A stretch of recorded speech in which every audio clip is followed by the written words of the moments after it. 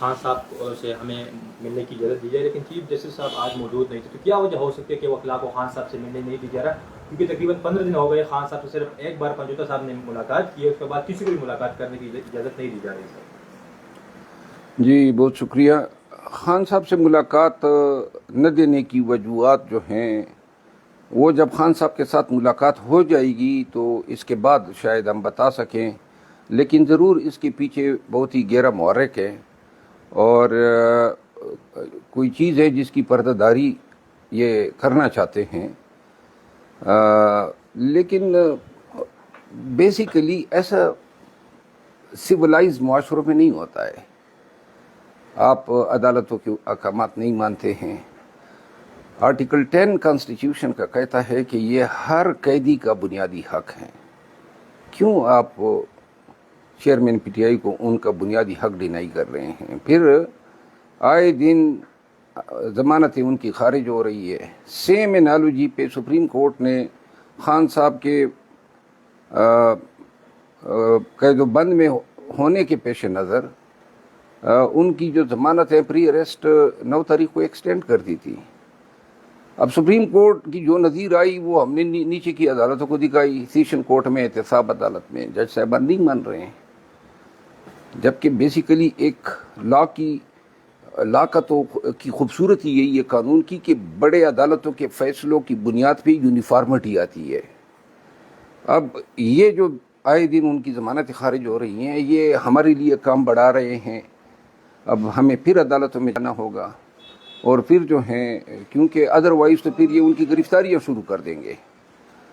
تو خان صاحب کو نہ ملانے کی جو وجوہات ہیں اور ہمیں ان سے ملاقات سے روکنے کے لیے یہ FIR کیے گئے، یہ اغوا کرنے کی کوشش کی گئی ہے، اور تمام وکلاء صاحبان کے ساتھ ان کا یہی رویہ ہے۔ 3-4 تو ہم لوگ ہیں، انشاءاللہ جلد ہی، کیونکہ ان کے پاس بھی دن ختم ہو رہے ہیں، یا تو خان کی جو سزا کی سسپینشن کی ڈیٹ اب فکس ہو گئی ہے، اس سے پہلے یہ ان کو نیب کیس میں یا کسی ATC کیس میں گرفتار کریں گے، تو پھر تو اسلام آباد لانا ہی ہوگا۔ پھر تو ایسی صورت میں تو یہ ہمیں محروم نہیں کر سکتے ہیں چیئرمین PTI سے ہماری ملاقات کرنے سے۔ سر، ملک کے سابق وزیر اعظم کے ساتھ جو کچھ ہو رہا ہے، کیا آپ کو لگتا ہے کہ ایک سابق وزیر اعظم خان صاحب تقریباً 4 سال وزیر اعظم رہے، ان کے ساتھ اس طرح رویہ کرنا چاہیے سر؟ یہ بیسیکلی وزیر اعظم ہو یا ایک عام شہری ہو، یہ تمام پاکستانیوں کے حقوق ہیں، اور پھر چونکہ یہ اس میں جو حقوق جس کے وائلیٹ ہو رہے ہیں وہ پاکستان کا ایک وزیر اعظم بھی رہا ہے اور سب سے پاپولر پارٹی کا لیڈر ہیں، تو یہ بیسیکلی یہ بھی عکاسی کر رہا ہے نا کہ جہاں ایسے شخص کو حقوق ڈینائی ہو رہے ہیں تو عام لوگوں کی کیا حالات ہوں گے، خصوصاً وہ لوگ جو ابھی یہ 3-3.5 ماہ میں جن کو ریاست کے ظلم و جبر کی وجہ سے یا پولیس نے جو زیادتیاں کی ان کی وجہ سے ان کو ان تمام پروسیس سے ہو کے گزرنا پڑا۔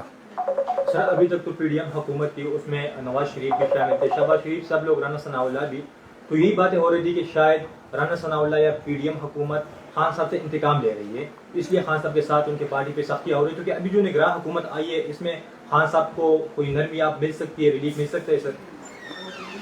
میرا خیال ہے کہ ہمیں اتنی جلد بازی نہیں کرنی چاہیے نگران حکومت پہ کوئی دشنام ترازی کرنے کی، کیونکہ ابھی تو آج ہی شاید کابینہ لف اٹھائے، پھر جو نئے وزیر اعظم کیئر ٹیکر آئے ہیں، کور کمیٹی PTI نے جس میٹنگ میں میں بھی تھا یہ فیصلہ کیا کہ ہم ان کو مبارکباد کا پیغام بھیجتے ہیں، اور ہمارے وائس چیئرمین شاہ محمود قریشی صاحب نے ان کو مبارکباد کا پیغام بھیجا ہے، اور ہم توقع رکھتے ہیں کہ چونکہ آئین اور قانون کے نظر میں یہ نیوٹرلز ہیں، ان کا کام جو ہے گورننس کو، حکومت کو یا حکومت کے چلانے کے تمام امور کو نیوٹرل رکھنا ہے تمام پارٹیز اور فریقین کے بیچ۔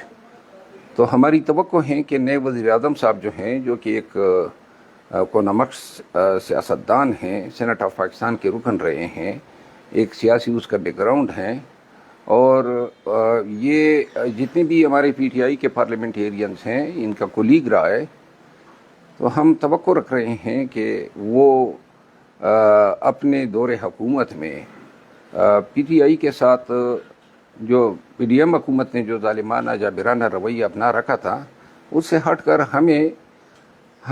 ہمیں عام پاکستانیوں کی طرح جو ہمارے حقوق ہیں ان کا وہ احترام کریں گے۔ اچھا سر، یہ شہریار افریدی صاحب جو کہ کافی عرصہ قید میں رہے اور آپ کا بڑا کردار ہے ان کی رہائی میں، تو کیا سمجھتے کہ پھر ان کی گرفتاری تو نہیں ہو سکتی؟ دیکھیں، شہریار افریدی صاحب کا کیس ٹیسٹ کیس ہے۔ یہ اس پورے نظام جو ہمارا ہے، نظام انصاف، عدل کا نظام، پولیس کا نظام، پراسیکیوشن کا نظام، بیوروکریسی کا نظام، یہ ان تمام کو جو ہیں بے پردہ کرتا ہے۔ 7 ایم پی اوز لگتے ہیں اس پہ۔ ایک ایم پی او سے جس دن عدالت اس ایم پی او کو کالعدم قرار دیتی ہیں، اسی روز کسی دوسرے ضلع کے ڈی سی کو احساس ہوتا ہے کہ اس کے علاقے میں یہ لوگوں کو اکسانے کا فعل کر رہا ہے۔ پھر وہ جب کالعدم قرار دی جاتی ہیں تو ایک تیسرے صوبے کے ڈی سی کو اچانک علم ہو جاتا ہے، وہاں کی پولیس کو، کہ جناب شہریار افریدی جو ہے جیل میں وہاں لوگوں کو اکسانے کی کوشش کر رہا ہے۔ جب ہائی کورٹ اس کا بھی ایک گرفت کرتی ہیں تو ڈر کے مارے ڈی سی جس دن وڈرا کرتا ہے اسی دن پنڈی کے ڈی سی کو علم ہو جاتا ہے کہ جناب نہیں، اب تو یہ میرے علاقے میں ہو رہا ہے۔ اور جب پنڈی کے ڈی سی کا آرڈر کالعدم ہوتا ہے تو دوبارہ ڈی سی اسلام آباد کو احساس ہو جاتا ہے کہ جو پہلے اس نے ایم پی او لگایا تھا وہ بھی ہائی کورٹ نے کالعدم قرار دیا تھا، وہی گراؤنڈ پہ دوبارہ کہ جی یہ جیل میں بیٹھ کے اسلام آباد کے ڈسٹرکٹ کورٹ پہ عملے کے لیے لوگوں کو اکسا رہا ہے۔ نہ تاریخ کا پتہ ہے کہ کس تاریخ کی بات ہے، کب یہ اکسانے کا فعل کیا گیا، کس کو اکسایا، کس کے ساتھ ان کے رابطے تھے۔ اور یہ تو پھر مینٹیننس آف پبلک آرڈر جو قانون ہے، اگر ایک شخص کو آپ جیل میں بھی جو ہیں اس سے باز نہیں رکھ سکتے ہیں، مینٹیننس آف پبلک آرڈر کا تو مطلب یہی ہے کہ آپ لوگوں سے علیحدہ اس کو رکھتے ہیں تاکہ وہ یہ اکسانے کا کام نہ کر سکے۔ جب جیل میں بھی کوئی یہ کام کرتا ہے اس کا مطلب ہے کہ پھر تو یہ جو قانون ہے، یہ قانون تو پھر ناکام ہو چکا ہے، پھر تو اس قانون کی ضرورت ہی نہیں ہے۔ پھر نہ آپ کو یہ پتہ ہے کہ کب یہ کام سر انجام دیا گیا، کس کو اکسایا، کس کے ذریعے اکسایا، پھر اکسانے کے عمل میں کہیں کوئی منصوبہ بنا، کب یہ اس پہ عمل پیرا ہونا ہے۔ اور سب سے بڑھ کے بات یہ ہے کہ کسی ایک گواہ کا آپ نے بیان لیا ہے تو لہذا صرف الزامات ہیں، مذاق ہیں۔ پھر آپ ایک ایف آئی آر میں گرفتار کرتے ہیں، پھر دوسرے، پھر جا کے باولپور میں آپ کو پتہ چل جاتا ہے کہ جیل میں بیٹھ کے اس نے گندم چوری کا منصوبہ بنایا۔ تو یہ ہمارا نظام انصاف ہے۔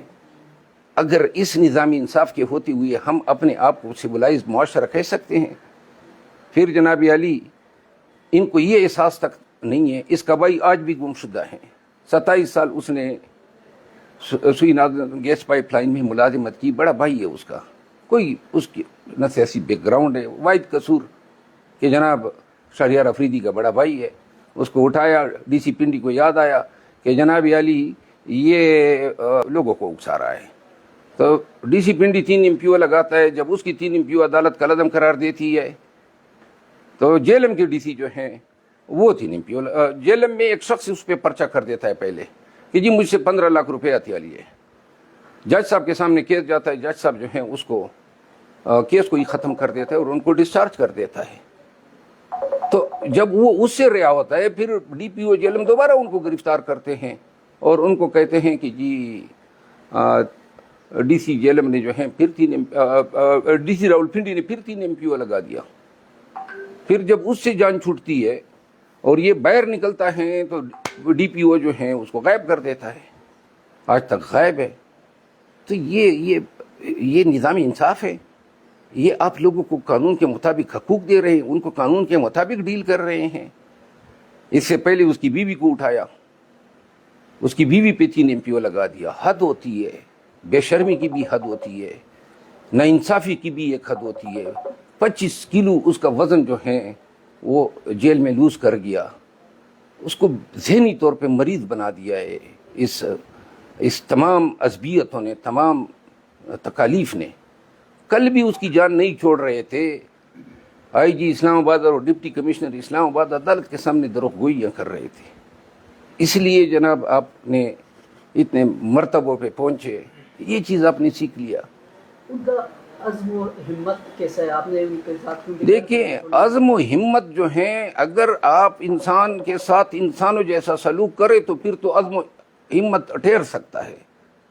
आप इंसान, आपके 3-3.5 माह में आपका 25 किलो वजन खत्म हो जाता है, ज़हनी तौर पर आप टार्चर होते हैं, आपको बीवी बच्चों का खौफ है, आपका भाई गुमशुदा है, या के बाद दीगर आप पे MPO लग रहे हैं, या के बाद दीगर आप पे पर्चे हो रहे हैं, कभी इधर खींचते हैं कभी उधर खींचते हैं, और ये पाकिस्तान की तमाम अदालतें देख रही है।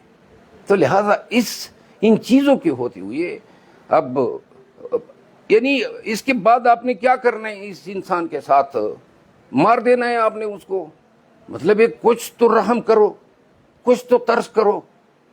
यानी अब इंसानियत से इतने भी हम गिर सकते हैं कि हम ये समझते हैं वो बच्चों का बाप है, इतना कसूर है उसका कि वो इस रियासत में वजीर दाखिला था। एक तकरीर उसने क्या कर दी खान के हक में कि जनाब आप इतने बड़ा फरोख्ता हैं, और जस्टिस बाबर सत्तार साहब ने अपने ऑर्डर में क्या खूबसूरत अंदाज में लिखा है कि ये किस तरह DC जेलम के हुक्मनामे का पता DC इस्लामाबाद को होता है, अलहदा सूबे के सिंक्रोनाइज हैं एक गिरफ्तारियाँ, एक जगह से जिस दिन ऑर्डर ख़त्म होता है एग्जैक्टली उसी दिन जो है किसी दूसरे के ज़िले के डिप्टी कमिश्नर को इल्म हो जाता है। बहरहाल इससे ज़्यादा क्या हम कह सकते हैं। सर, कुछ केसेस में आप लोगों को तो रिलीफ नहीं मिल रहा अदालतों से, लेकिन जिन केसेस में आपको रिलीफ मिल जाता है उस पर पुलिस अमल नहीं कराती, तो इसकी क्या रीज़न है सर? इसकी रीज़न कल का ऑर्डर आप देख लेना। अगर हाई कोर्ट के जज चाहे तो पुलिस की मजाल है, लेकिन सिर्फ यही तो नहीं है ना कि आप, अब हम गए अटक जेल और सुपरडेंट और DPO ने हमें नहीं मिलने दिया। कानून का तकाजा था कि चीफ जस्टिस साहब उसी दिन नहीं तो अगले दिन उनको अदालत के कटहरे में खड़ा करते, कि जुर्रत किस तरह हुई आपको मेरे हुक्मनामे में इस तरह मुदाखलत करने की या मेरे हुक्म को फ्रस्ट्रेट करने की। फिर हम देखते हैं कि किसी और की जरूरत हो, अब करे ना ये इस्लामाबाद में DC इस्लामाबाद किसी और के साथ इस तरह आप करे।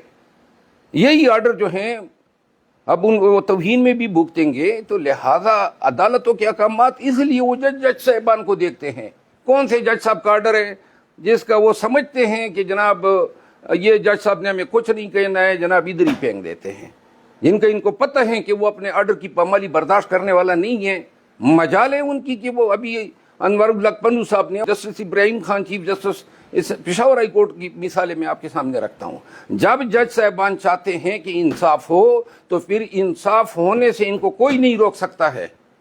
सिर्फ ये काम तो नहीं है ना कि आपने रिलीज कर दिया बंदे को, रिलीज तो आपने कर दिया, जेल के गेट पे जो ये लोग फिर खड़े हो कि उसको गिरफ्तार करते हैं, इसको कौन रोकेगा? मैं तो नहीं रोक सकता हूँ। अदालत का काम है ना कि अपने अली मोहम्मद खान को 8 दफा इस तरह रिहा होता है, अंदर होता है। ये इस तरह मजाक की आंख मछूलियां कई भी अदालतों के साथ कोई खेलता है? अदालतें अगर चाहें तो जिस तरह ऑनरेबल जस्टिस बाबर सत्तार साहब ने किया, जिस तरह मैंने 2 और मिसालें दी, तो किसी की मजाल नहीं है कि अदालतों के अहकामात को इस तरह तवहीन या पामाली कर सके। सर, आखिरी सवाल आपसे करेंगे, जिस तरह PTI कारकुनान के साथ जो कुछ हो रहा है, खान साहब की गिरफ्तारी एक साइड पर है, उसके साथ साथ PTI झंडे पर भी पाबंदी, कोई भी जिसके साथ हाथ में वो PTI का झंडा देखते हैं उनको गिरफ्तार किया जाता है, और हत्ता आप यहाँ तक के इलेक्शन सर्वे भी आप नहीं कर सकते। तो इसके बारे में आप इस्लामाबाद हाई कोर्ट या सुप्रीम कोर्ट में कोई पिटीशन दायर करेंगे सर? देखिए, झंडा हाथ में रखना या PTI का झंडा बाहर निकालना, ये हर उस शख्स का अपना फेल है, और ये उसकी अपनी खुददारी है, उसका अपना हौसला है, उसका अपना अज़म है। अगर वो समझता है कि इस झंडे के पिराने की कोई कीमत है तो कीमत अदा करें। कितने झंडों को ये रोक सकते हैं और कितने पाकिस्तानियों को ये रोक सकते हैं? देखिए, अवाम ने और बिलखसूस PTI के वर्कर और सपोर्टर ने अपनी मदद आपके तहत अपनी हिम्मत को पैदा करना है। ये हिम्मत जो है ये कोई हलवे या कोई रोटी करने वाला तो नहीं है कि कोई किसी को पासान कर सके। ये तो अपने अंदर आपने पैदा करना है। झंडा आपके हाथ में कोई ये आइस नहीं है, कोई चर्च नहीं है, कोई बंग नहीं है। आप झंडा आपके हाथ में, कोई आपके सामने खड़ा होकर अगर आपको धमकाता है तो गलत कर रहा है, और अगर वो आपको तंग करता है तो जाए ना अदालतों में इन पे केसेस करें जिस तरह हम करते हैं। क्यों कानून ने जो आपको राइट दिए उनको अवेल नहीं कर रहे? پھر یہ حوصلہ جو ہیں لوگ گلے کیوں کرتے ہیں ہمیں؟ ہم نے بھی گلے کیے ہیں کہ جی یہ ہوا وہ ہوا.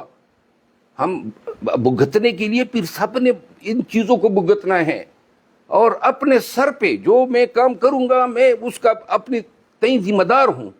تو لہذا ورکرز کا یا جھنڈا نکالنا یا پرامن احتجاج کرنا، پارٹی کی میٹنگز کرنا، کس نے روکا ہے ان کو؟